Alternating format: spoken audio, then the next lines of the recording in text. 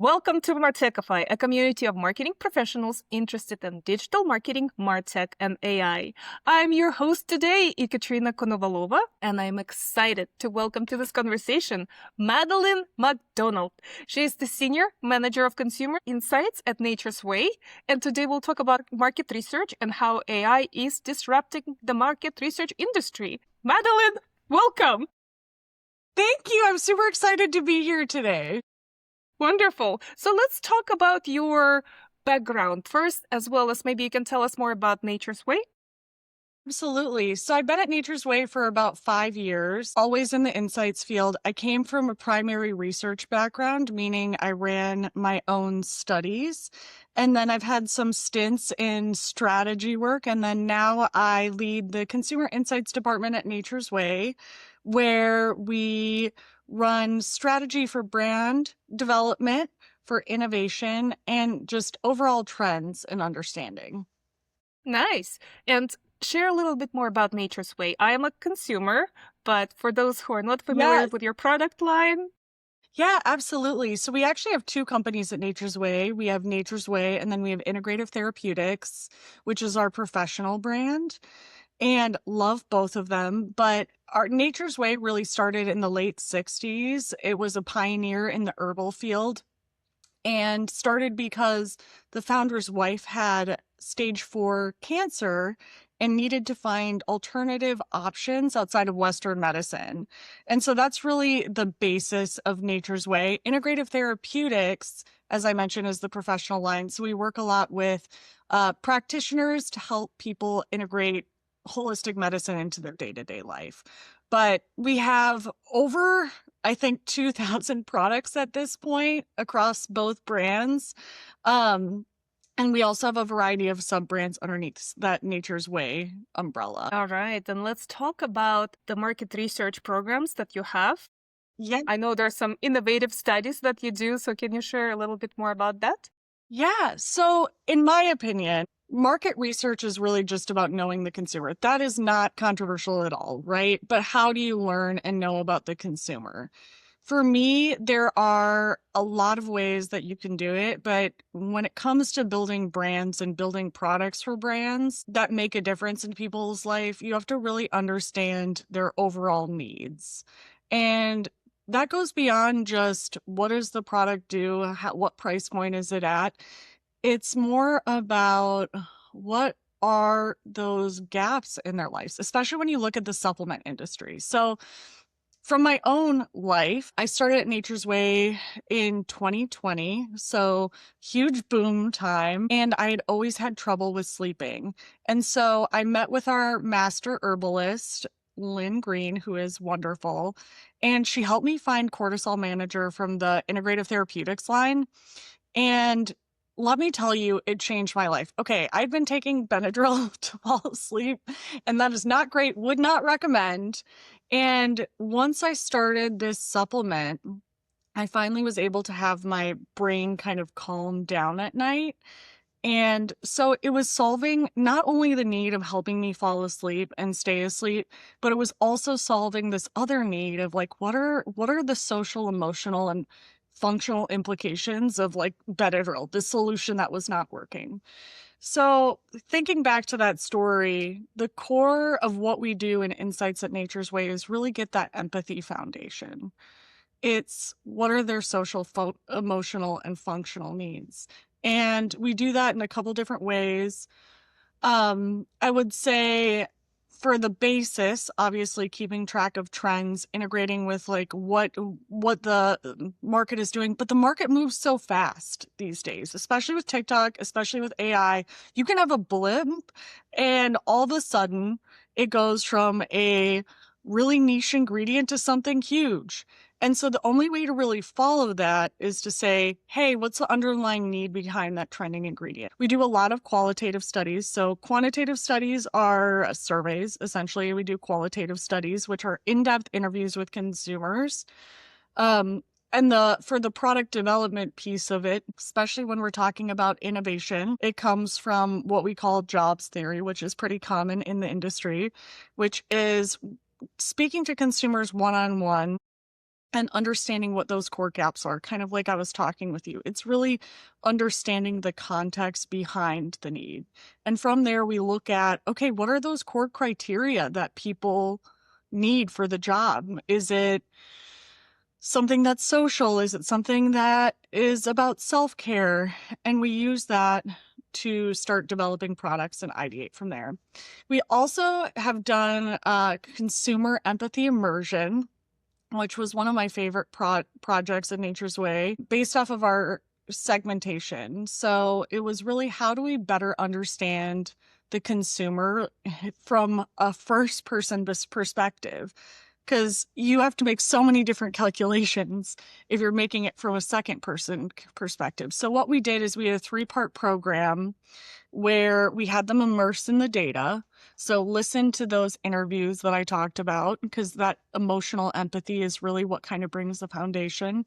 The second part of that program was doing activities that felt like this person would do. So I structured a whole day in the life of our target consumer, Leah. And from the morning of what would you eat, because obviously this is a health and wellness company, to how do you move throughout the day, to what are those moments of mindfulness. So we had all of these different activities, and people in our company were videotaping themselves. They were sharing experiences. It was really powerful. And then from there, it's how do you apply that knowledge? And so we took all of the things that we have learned, and we had a Shark Tank pitch off of how do we create a product or idea that really activates on some of these core needs. So it's really about getting into that foundational base of the consumer. Now, there are a ton of other studies that we do. It's kind of an ongoing thing. I like to think of ourselves as really just a thought partner with the brand teams. We like to understand what their core needs are and find different ways to do that, whether that's a quantitative survey, you just need a pulse point, some confirmation, or whether it's a qualitative thing where you really need that in-depth understanding. It sounds so much fun. Yeah, it is really fun. I get to be a nerd every day, and I love that. That is amazing. So let's talk about how AI is disrupting your industry, because some of the behavior or the way you collect the data changed. You can process data faster, but also the consumers and your potential buyers may react differently and even perhaps fill out questionnaires. So can you share a little bit more about what you're seeing these days? Yeah, absolutely. I think there are two core perspectives. There's what the data quality is doing, and then there is how we're leveraging it. So I'll talk a little bit about the data quality piece. That, I think, it's not a new issue. I mean, bots are always going to be an issue, but before bots, we had speeders. So people, if you look at a survey and you ask an open-ended question, which is, hey, what do you think about this? Type out an answer. The things that you would find in those answers, you would find them copying text messages to their boyfriends and girlfriends. You would find all sorts of stuff. So data quality has always been an issue, but now with AI, it just becomes harder to detect because it's not somebody copying and pasting something. It's somebody that knows the answer. We really have been leaning more towards using data that's connected to consumption. So one of our partners, Numerator, has been really fantastic because they are based off of a panel. So they collect receipts, they collect actual purchase behavior. So we know that our core consumer is actually purchasing. So that has been really foundational. And then there are other tips and tricks for like how you get rid of them. I think doing math equations, having them do interesting things like upload pictures. We've all had those bicycle puzzles that we had to fill out. I think those are ways to get around it. But then there's this other piece of how do we leverage AI in market research? And this one gets a little bit tricky because AI is such a tool. I mean, I use it every day, a lot of the time for emails, because that's stuff that doesn't really add value, but it takes up a lot of time. But people think AI is everything, right? We can just get a digital twin, which I think digital twins are awesome. You can get a digital twin, which takes all of your data and then it turns it into an AI chatbot. I think that's great for direction. But one of the issues is kind of like I was talking about, similar things of like, we had these issues before we also had similar issues with quantitative data, right? And if quantitative data is based off of what consumers say about themselves, we are really good at lying to ourselves, right? There's this thing called social desirability bias. That's a component. There's just a lack of overall awareness. And then, 95% of our behavior is subconscious. So if you trained it off of some sort of quantitative data and people aren't really able to represent themselves, how accurate can really that AI piece be? And additionally, it's the stuff that you find on the internet, some of the things that it's mimicking off of. People are saying things about themselves that isn't necessarily always representative. So there is a place for it though, right? If you have that foundation of empathy of, hey, like I have in their shoes for a day, I really understand why I would choose, in our case, because again, it's a health consumer who's very purposeful, why I would choose an almond milk latte with no additives versus a super sugar Starbucks drink. Why when you experience that from a first person perspective, you have kind of a BS dar of, hey, like that doesn't feel real, or hey, is that deep enough? And so I really like that foundation of empathy and then building from there and using the tools as ways to like understand direction. That sounds interesting. What about synthetic audiences? So we briefly touched on digital twins, and I hear from more market research professionals about them trying synthetic audiences. What is your take on it? I've tried a couple different vendors who have used synthetic audiences, and it's been really interesting. I'm going to just use Copilot and how we use it internally because I think we're still in the development phase of the synthetic audiences. So let me give you an example. So we had these customer comments, and I'm trying out different aspects of AI. And I had Copilot, which is, I don't think, the number one AI, I don't know how nimble it is. I'm not an expert in that way, but I had it summarize some customer comments, some open ends, like I mentioned earlier, and then I went through and I coded them for different themes. And what we got were two completely different things. So there was definitely some overlap in themes because it was doing it based off word, but it didn't understand the intricacies of the context behind it, it was tying to this specific customer type. And here is what I know about their experience, and therefore the additional context that provides direction from what they're saying. And so I think that's a prime example. Right now, we're at a place where I haven't found something that is able to understand completely the business context, have all of the data, integrate qualitative components, so like those interviews that we're talking about, interact with the trends, and then also be in the business and strategy meetings with you. So it's that lack of context. However, if you're able to take some of those things and leverage it, it's really about AI can be another thought partner for you, another supporting thing. But then you can understand where to go from there and where you need to dig deeper. Definitely. So can you think about what do you envision in 2026 and beyond? Obviously, there's a shift in the way you do work and you're gaining more efficiencies. Like you mentioned, you're using AI for email to optimize your email or some other tasks that have somewhat low value. So if you have to predict what we will see in market research with the development of tech and AI in 2026 and beyond, what would be your prediction? I think really understanding the different data sources all in one, that's going to be the key. And then how do you connect it to confirm behavior, right? So kind of as I was talking about before, the reason we tend to go for panel data is because it's tied to actual consumer behavior. So that's not what consumers are saying about what they have done, but it's what they've really done.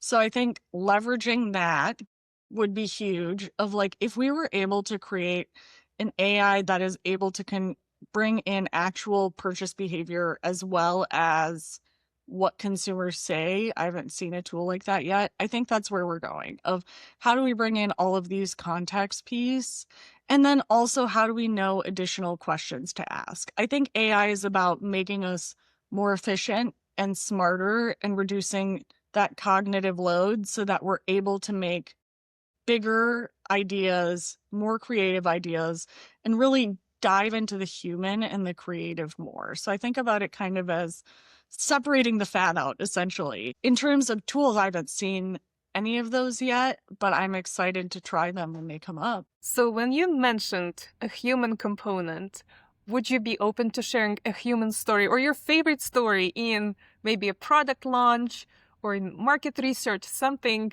that we will resonate with the story?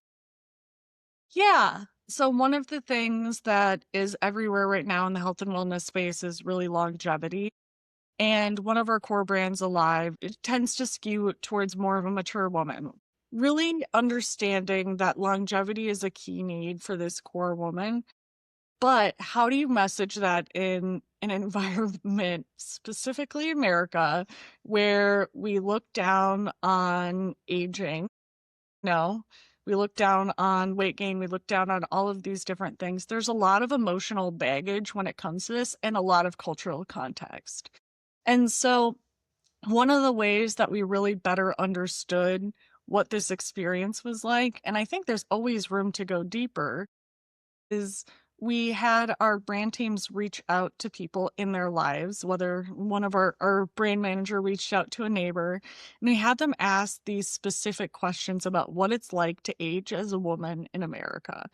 And when we came back to that meeting, I think there was so much more nuance that we were able to understand, and it really helped us inform creative and the messaging that we were about to launch. And so now it's less about I don't want to age, right? Because that's not the message we as women specifically want to hear. It's more about how do I still feel alive? How do I make the most of the moments and don't let aging, these biological processes that we have a little bit of control over, how do we take that and limit their impact so we can feel more like ourselves? And so I think it's tying again back to that human experience and what is their core motivation and really understanding from their perspective. I mean, I'm 36, so I'm starting to hit the aging curve, but I don't have that lived experience. And so it's understanding from their POV what matters, what resonates, and how do we build it. So it definitely influenced our creative strategy, which is starting to come out soon. So I'm excited to see how that performs. But it's been cool because I look at the Facebook responses, and of course, Facebook tends to be a more mature audience for women. And it was so fun to see women comment because people love to comment on ads in Facebook for whatever reason. But these women comment, I remember that feeling.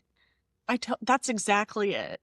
You know, that felt really cool to me of seeing it really come to life of how do we deliver something that is meaningful for the consumer. What a great example. Yes. And actually, I also like the trend how aging is being normalized and presented in so many ways. Like Jane Fonda is one of those great actresses. Yes. Absolutely. So, as we're wrapping up our conversation, is there anything else that you wanted to share? I think the only additional thing is really understanding how empathy is the shortcut to the trend cycle. So I mentioned a little bit earlier, and I've been kind of talking around it. Things are moving so quick, especially because of TikTok and in the health and wellness space, that it's really hard if you think about how long it takes to launch a product. Unless you're going to start that trend, it's really hard to jump in on it. And so understanding that the trend isn't necessarily about the ingredient or the format, it's about the whole package. And the role of brand there is delivering meaning. So as you're looking at, especially in the health and wellness space and the beauty space, how do I keep up? I sincerely don't believe necessarily in keeping up. I believe in understanding the overall core human motivation. And then are there better ways to deliver that? And then you can start the trend. So we'll see, but excited. Yes, yes. Well, thank you so much, Madeline. It was such a pleasure to speak with you today. Thank you. I really appreciate the opportunity.